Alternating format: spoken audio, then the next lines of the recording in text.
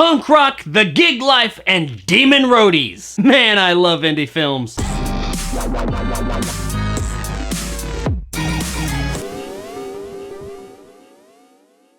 Uncle Peckerhead is brought to us by writer-director Matthew John Lawrence. We followed the indie punk rock band Duh, which is comprised of Judy, Max, and Mel, played by Chet Siegel, Ruby McAllister, and Jeff Riddle, respectively. When on the eve of their first tour, their van gets repoed, they go on the lookout for someone that they can borrow a van from. And this brings them to David Littleton's Peckerhead. Yep, that's his name. Or, as he likes to be called by his friends, Peck. Peck won't lend them his van, but he does agree to drive them to their gigs as a roadie in exchange for room and board and a few dollars thrown his way. The band takes him up on this offer and goes on tour. Shortly after arriving at their first gig, they find that not everything is as it seems with Peck. You see, apparently, every night at midnight, Peck transforms into a demonic monster for 13 minutes. And during that time, he will murder the shit out of anybody that's around him in gloriously gory fashion. This, of course, doesn't sit too well with the band at first, though they do eventually warm up to the idea because Peck is actually not that bad of a guy, besides that whole 13 minutes a night murder the fuck out of people thing. So the band continues on tour while they try and keep Peck's little problem in check every night. Uncle Peckerhead is a delightfully fun, quirky, little violent as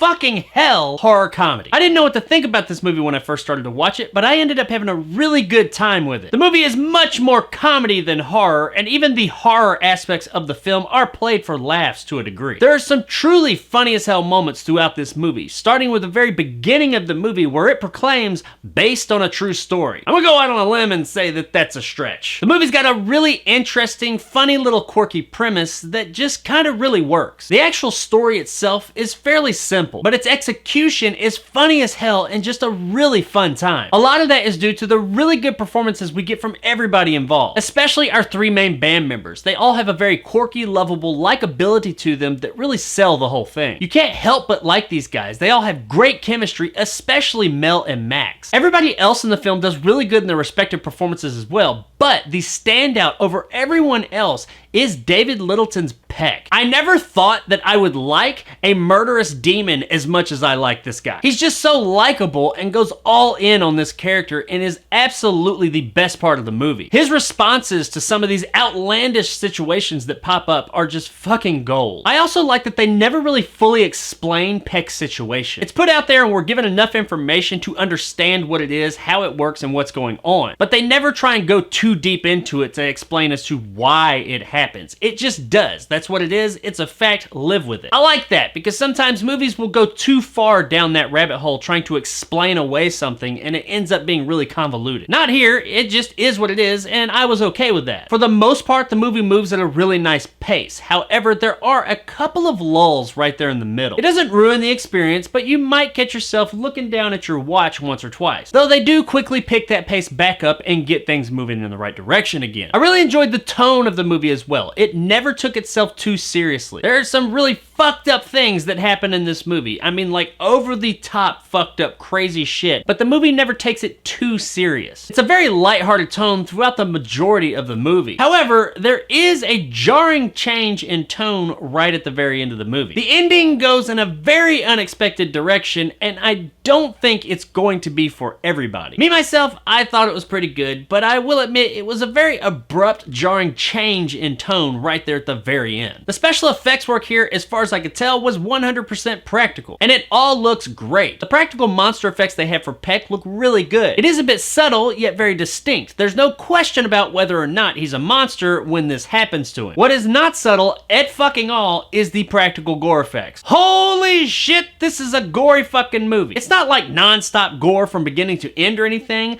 but when the gore kicks in this fucking movie, holy fucking shit, it is so over the fucking top, it's comical. There's fucking heads getting ripped off with fucking spines like fucking Mortal Kombat, holes punched into people, fucking heads bashed the fuck in, geysers of fucking ridiculous amounts of blood just all over the fucking place. It is the fucking gorehound's dream when this shit kicks in. And if that is your thing, you are going to be very happy with these scenes, especially one that takes place a little bit closer to the end of the movie with a whole bunch of characters in one smallish room. That scene's just, I mean, there's stuff that happens in that room that I don't know if you're supposed to see, but you see it.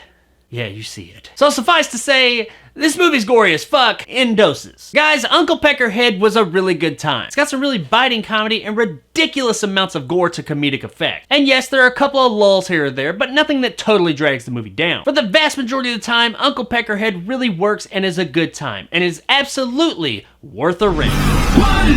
All he wanted was, this. I have to return some videotape.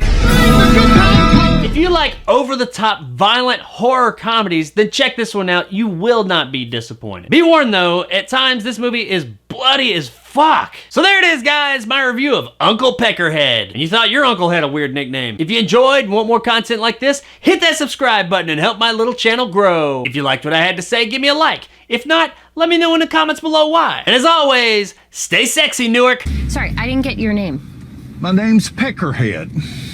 That is not your name. It's tour time. If you got like a feces phobia of any kind, like you don't like seeing shit on screen, then you might want to stay away from this movie, because there's a part closer to the end that, yeah, you're not gonna like it. You're not gonna like it. It's real bad, like real bad. There's blood and shit. Literally, it's something. It's literally a shit show. The shit hits the fan. Shit gets real. Shit happens. It's a shitty situation. Okay, I'll stop.